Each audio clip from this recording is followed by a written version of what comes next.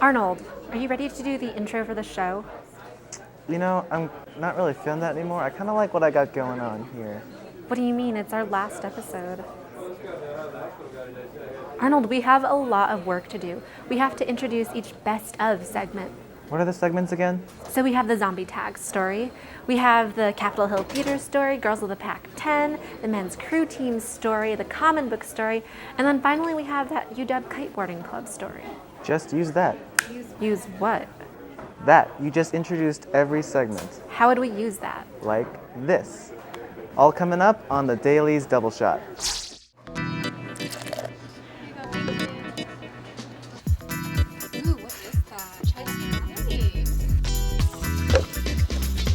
Yeah.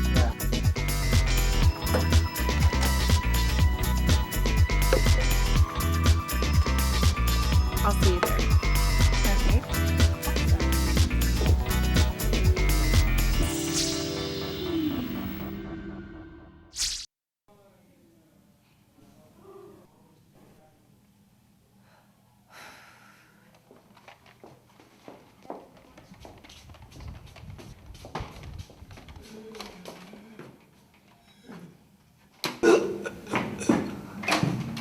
They just won't stay dead. Up next, Tyler Steele checks out the initial outbreak. Have you seen those orange bandanas on campus? They're everywhere. Humans vs. Zombie Tag is coming up on its third year at the UW.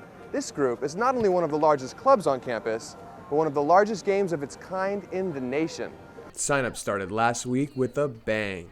So many people wanted to join, organizers actually ran out of orange bandanas, the only items absolutely necessary to play.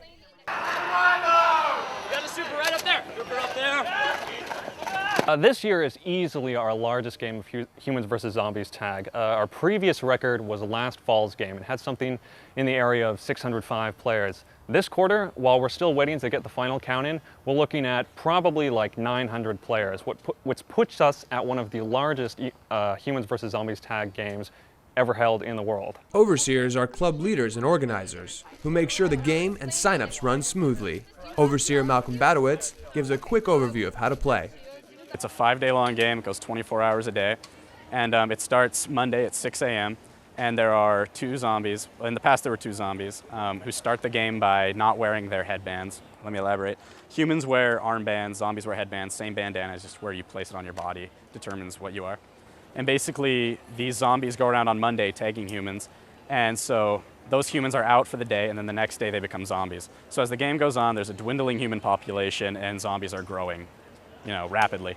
So by the end of the game, most of the people who were playing are now zombies, and it's up to the humans to try to make it to Friday and complete the final mission that we have for them. Basically, we have two missions usually per game. There's a Wednesday mission and a Friday mission. The Wednesday mission, the goal of it is just to get people out and to play. There's usually an incentive for humans to go out and risk their lives, so to speak, to play. And the Friday mission is what humans have to complete at the end of the week to survive the game. Surviving for Chelsea Lura doesn't involve speed or heavy firepower. For her, it's all about strategy. My secret? Well, I am not as good at running. I have to use an inhaler, I'm an asthmatic. So for me, sneaky, like plan your trip out, like always have a map with you, try to building hop is a good thing. Be sneaky as possible. But for others, well, they're all about the big guns. And more, it's just never enough. Just ask Will Wassam. He's turned his toy gun into a killing machine. This is my Vulcan I named Cecilia. She shoots way faster than any other Vulcan should shoot. It's basically it's a giant minigun for Nerf. Belt fed. It's the ultimate heavy weapon. I got a toggle switch for cooling it off. There's a little fan there because it gets really hot and it would overheat and it wouldn't shoot anymore. So that's a Vulcan. And as much fun as eating brains and killing zombies can be, players say they get much more than just entertainment from the game. For me, it's because I really like just reliving fun things from childhood. I've met like 100 people through this game. All of these people who are hilarious and nerdy and awesome, and they don't care if anybody knows it. Here's a chance where, you're on the hunt and you're being hunted. It's this whole other layer on top of the everyday. So next time you're on campus and you see a bunch of people with Nerf guns chasing some other dead-looking guys, don't worry. It's just a game and a harmless horde of zombies.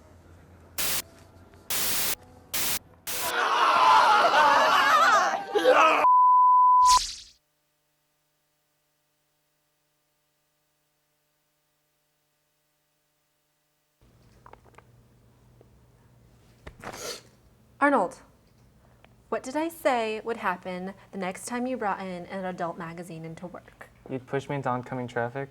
Let's go. Wait! This is the October issue that had 2 UW students in the Girls of the Pac-10 spread. Well, you did a story on them, so why don't you just watch that? I think I will. My roommate told me, her name's Lisa, but she told me that, Playboy's coming, and it was the next day, and I'm supposed to leave to LA to visit my sister, and I ended up canceling the flight and just trying out. I was surprised when I heard she was in Playboy. That lasted for about 6 to 8 seconds, and then I wasn't surprised anymore. Of everyone that I've grown up with, when I heard Playboy, I made a joke to myself that it might be Joy that tries out, and then I found out not only was she trying out, that she made it. So I did the whole audition thing, and then I eventually got a call saying they'd like to have me pose in the magazine, so it's pretty awesome. The official shoot was in Chicago, which they flew me out there like a couple days notice, like here's your flight number, this is the plane, the time, where it's at, who's gonna pick you up. Flew us out to Chicago, and we got to stay in a hotel, and they provided everything for us. It was a really cool experience just because we got to get up and go, nothing. I didn't have to pay anything, which was really cool. It was a little fun trip to Chicago. It was a lot of fun. A lot of the people were young, like the photographers, the editors, everyone. They're really fun. We listened to music while we were doing the shoot. I was rocking out to Beyonce. So it was a lot of fun. It wasn't serious, it wasn't quiet. It was like a fun atmosphere. Told my mom, because my mom's kind of the one, and she kind of was torn. She was excited because I don't think she thought it would happen either, so when she found it was actually happening, I think she was really excited. But at the same time, we couldn't tell my stepdad because he is a little bit more conservative than me and my mom, and so we knew he would be really upset. He guessed that I was in Playboy because I said, "Dad, I was on TV today." And he's like, did you do some modeling? And I was like, no, well, kind of, if you want to call it that. And he's like, did you do Playboy? And I go, how'd you know? He's like, I watched it on the news. They said they were coming to UW to find a girl. And I was gonna ask you about that, but apparently you already did it. So my mom was really supportive of it, but eventually when my dad did find out, he wasn't very happy. And it's been a work in progress, but we're fine now, so, and he understands, so, sort of. My mom wasn't too happy about Playboy. She's from Korea, so just the name itself kind of has that image of naked girls, and it's not exactly her type of thing, but she saw me on Como 4 when I did the jumping on the bed and the interviews, and she called me and she's like, I'm really proud of you. You looked great. You spoke really well, and I think it was a great interview. I'm pretty surprised that I can say I grew up with someone who was in Playboy, but I look at it the same. I see it as a place for young people to express themselves. In college, especially in that time. So a lot of people were like, I would never do that. That's something that I just think, people have different tastes. They like it, they don't. And a lot of my friends were like, Joy, go for it. Just go, just do it. Just say you did it, and if you don't get it, you don't have to tell anybody because nobody knows you did it. But if you get it, who cares? I'm not doing anything disturbing. If anything, everyone knows what a naked body is. It's not anything evil. It's not anything to say, I don't know. So. Tired of the same Arnold, why didn't you ever join crew? I can't breakdance. No, I mean crew where you're rowing on water in a boat. Oh, I see what you did there. Is that the best joke we got? Yep. Up next, Austin Siedentoff profiles the UW men's crew team. The UW varsity men's crew team is gearing up for another intense year of rowing. We got to take an in-depth look as the rowers compete for that top spot in the top boat through a small test called a para-trial. The para-trial is how they decide boats in the fall. What we do is we start on the docks here, so one holds your stern, and then we race out to a lighthouse. This is out on Webster's Point, which is in Laurelhurst there. And you have to turn around that lighthouse and come back, and then between these two orange buoys here, there's a sight up on the that she's using, as you can see right there, that when they cross it through the sight, it's over, and that's your time. It's a real test of your overall course, how you point the boat, because if you boat too far, you're losing time. Your power, because it's a shorter piece, and then just your overall proficiency in moving the boat, and that's what the coaches like to see, who can move the small boats, because if you can move a small boat, it translates over well into the big boats. So today we're getting ready for tomorrow's pair race. They'll do a 6,000 meter pair race tomorrow, and so we're going to go over the course they're going to race over tomorrow. And the order in which the pairs come in tomorrow will determine what boat they race in on Sunday at the head of the lake. So we're just doing a pre-race run through, and then they'll race tomorrow morning for their spots on the team. Right now we're doing all sorts of different stuff, just trying to see who's here to row and who's taking it seriously, and who can make those boats in the spring. Because now this is the time where we're getting our base of our fitness, doing long pieces, and then kind of think of it like a spear. We have the big base now. And as the winter comes, we're just going to slowly tighten it up until it's just a sharp spear in the spring, ready to, do some damage on the race course. So. That spear has a lofty target as the team takes aim to win the IRA National Championships this spring. The 10 Ike Trophy is the team national championship, and it bases your overall performance and how good your entire team does as a whole. It's a way for them, for the IRA that we row for, the organization, to have teams not just have 8 great rowers, but it creates this team atmosphere, you know what I mean, of who has the best team, who has the most depth in their team, and who is the best team in the country, not the best 8 rowers in the country. The last 4 years we have won the team national championship, so we've won the 2 years that I've been here, we have won, and we're hoping for one more, which if all 4 of our main boats that get counted for in points do really well, then we have a chance to do 5, and that's never been done before in IRA history, so it's a really big deal for us this year. Well, I think our major goal, we always say we want to be the strongest intercollegiate rowing program in the world. That's the highest goal, but what does that mean? I think that we're right now we're just trying to work on our technique and getting stronger. And so the intermediate goals are for the guys. They have technical things they're working on, and then they're using different metrics to figure out how they're getting stronger as oarsmen over the year. And then as we get closer to racing season, we'll make more intermediate goals as we get closer to that.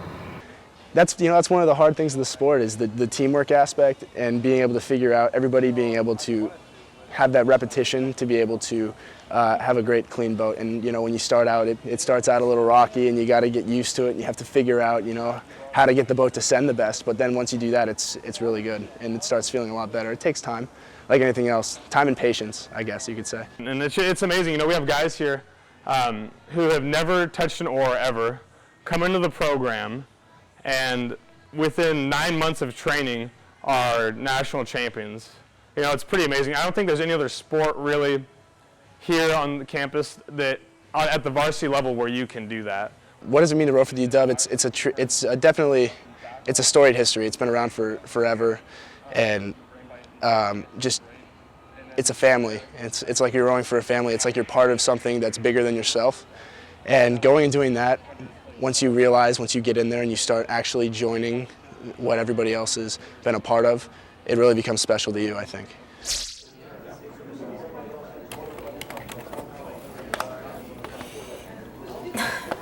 Hey Arnold, did you eat lunch yet? I have not. Have this.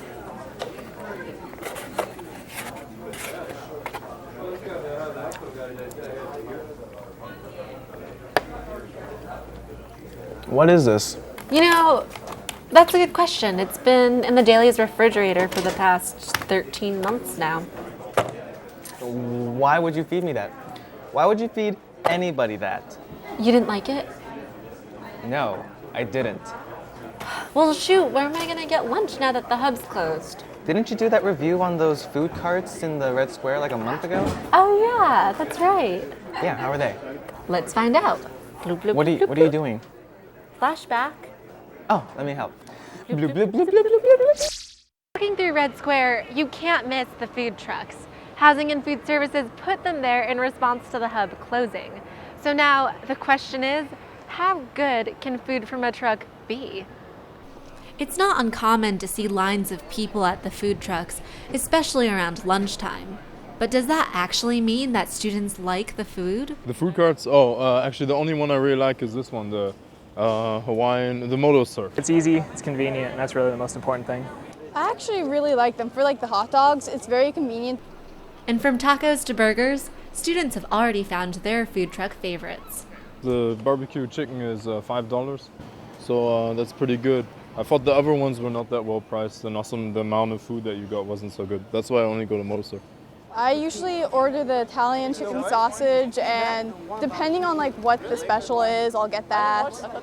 I mean, we're kind of stuck with what we have, so for $5, it's a pretty decent amount of food. Keep you going between classes. You don't have to go down to the Ave to get the food, so it's not horrible. I ordered the spicy tater tots and the pollo asado taco, and you know, it tasted good. But for over $4, the price was steep for the portion sizes. And I think I would only come here again if I was walking through Red Square and really hungry. For the double shot, I'm Kat. Ciao. Hey, guess what? What, the fifth dentist caved, now they all recommend Trident? No, Miss Sarcasm. I got us 2 tickets to that new theater. Oh, the one on Capitol Hill started by the UW alumni. That's the one. You in? Maybe as friends. Hey, Lisa, guess what I got? Gesamtkunstwerk. Gesamtkunstwerk. Gesamtkunstwerk. Gesamtkunstwerk is a German word, and it basically means a total work of art. An all-encompassing artwork. We wanted to really integrate as many different types of art into our theater. Something that is a little bit outside of the boundaries of just regular theater. More than just actors on stage playing characters, but interactive media pieces. So not just live theater, we wanted to also do some media work as well.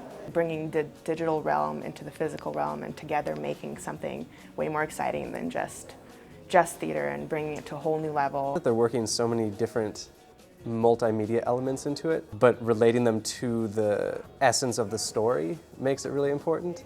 We're trying to bring it closer to the audience, and so it is a much more visceral experience. It's very different than if you would come in and sit in an audience and watch a show. It's you come in and you're part of the show immediately. You feel like you're part of the whole environment. Gesamtkunstwerk is a new theater company in Seattle. We did our first show in January 2010. Right now we're in the process of putting up 2 shows in repertory, The Late Henry Moss and Shoreditch Madonna. 2 sets in the same place, and some of the actors are playing 2 characters in the same world that's shaped depending on the performance. Lots of theaters are just basically watching people act on stage, so we wanted to use digital art and photography as well to kind of bring in maybe a new audience base, like the new generations who are so used to watching TV and movies, kind of enjoy theater again. The shows are laid out differently, so it's not, the audience is part of the actual performance. I never expected to help start a theater company graduating. I just expected to work in other theaters already established. I basically went to UW through the drama program in order to do costume design. I took a lot of costume classes, constructing and design work. I was a drama and philosophy major. It's interesting because Shoreditch Madonna has a lot of sort of philosophical elements to it. Even my philosophy background comes in and helps me with my character work to a certain extent. What's nice about UW is that it gives you a very well-rounded base, and then it allows you to sort of delve into whichever part that you want to go into. It helps teach the students how to become more proactive in communicating with the various levels of the theater. At the University of Washington, my major was digital art. That's what I do here at the theater now, is being able to bring all of that creativity and openness that DX Arts was able to help me develop in myself and bring that into the theater here and bring that into a world that people can experience. I think it's just a new and exciting thing for us to do, and just really kind of put our views and the way that we see theater evolving. The hope is that your perspective on how the world works will change, and you will see something exciting in a whole new light, and you will see life from a perspective that involves all sorts of different media works. People should come and see us just in order to experience a new way theater can be done instead of just the actors on stage. Should definitely come see the shows. The actors are amazing, the set's amazing, and people have really, really good energy and have put a lot of work into it, and a lot of heart and a lot of passion. And I think when things have that much passion in them, they're bound to affect anyone who comes near them. Hey, what are you doing? Writing in my blog. Oh, let me see. Here. Okay. When did you learn to fly a Boeing 747? Yesterday. That was a simulation. Of a Boeing 747. Okay, here. When did you start your own internet company? Yesterday. I've already sold 3 books, Arnold. Were they textbooks? Shut up. Okay, here. Check these guys out. They're food bloggers that held their own food fundraiser. Cool. Check it out next. We'll Bake for Food is a bake sale and a food drive to benefit Northwest Harvest. What it is a bunch of Seattle food bloggers are coming together to bake their favorite baked goods, and we will sell them to the public in exchange for things like diapers, formula, canned foods, and non-perishable food items.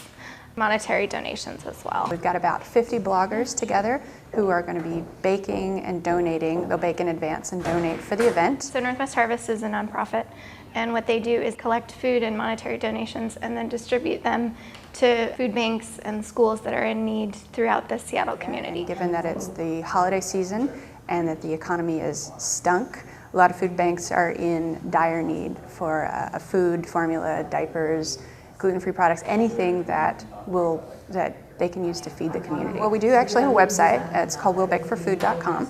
And on the site we have a sign-up form if you want to volunteer to work that day. And then we also used Twitter as a platform to get in touch with the largest number of bloggers that both Jenny and I knew, to ask them, to invite them to come out and bake for the event. We also have a really terrific little page that shows pictures of the bloggers who are going to be participating, and that's been sort of a fun little social activity. The Seattle blogging community, especially food bloggers, is pretty tight-knit, and we're all on Twitter, we all have our own blogs, and so everyone responded really positively. We get together sort of semi-regularly at events and decided that this was a terrific community that we would be able to sort of call on to help the rest of the city. Well, I wanted to do something for this holiday season to sort of get back to the community and help people who don't necessarily have the means to eat all the time. I have been sort of neck deep in my blog for a couple of years, and I needed to take a little bit of break from baking all the time. And I was talking with Jenny one day, and she said, you know, I kind of want to do this, but I need a partner. This is a terrific opportunity for me to just step away from being covered in flour and sugar and butter all the time. So I actually have 2 blogs, but my food blog is called Purple House Dirt, and it's mostly a baking blog, but we do a lot of things from scratch at home. We make our own sausage, we cure our own meat, we do all kinds of things that a lot of people don't have time to do anymore. Well, I started my blog about a year ago, and ever since I've come into contact with a bunch of amazing bloggers from Seattle and from all over the world. We all have something in common, so we all really try to support each other, and that's what they've done with us. Following up after the event, we're going to try to post how many pounds of food we collected, sort of the impact of this event, because it was important to both Jenny and I that we didn't just have the event and then stop talking about what we've done, but that we actually shared, this is what we've done this season, and we'd love to be able to do this again if it's really successful. Up next, Kite Boarding. Well, hey, what are you doing? I'm introducing the next segment. Not like this, you're not. Here, let's get you right. Can we get the camera? Ah, perfect. Oh, Hey Kat, what's the next segment coming up? Kiteboarding. Surf's Up as Ian Hash shows us some of the UW kiteboarders. When the northwest winds are just right, the high-flying kites of a rising sport can be seen all around the Sound. This sport is kiteboarding. Kiteboarding is hooking yourself up to a giant 10-meter kite, and when it's really windy, getting on a board similar to a wakeboard and getting dragged around by the wind and the kite. A University of Washington junior, Kara Parker, founded the UW Kiteboarding Club her freshman year.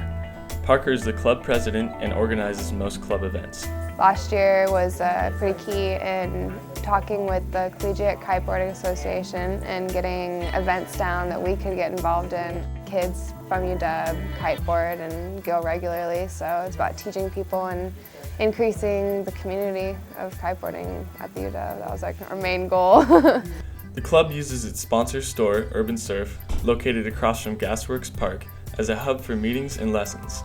The lessons are open to the public and taught by club officers. Basically, we'll start by watching a video, go over what the wind window is, where you fly the kite, how to rig a kite, what's the best conditions, best place to kite, practice flying the kite. So we'll take people outside to Gasworks. It's windy, raining like today. Okay, and so you just got to get a lot of time in flying the kite, getting comfortable with a smaller kite before you can move up with a bigger one, because then you incorporate a harness, and that's staying attached to the kite, and you have a lot more power, and that's why you need the harness. And then you can add the board, go in the water, practice body dragging, practice getting up on the board. That's when things get complicated, but more fun.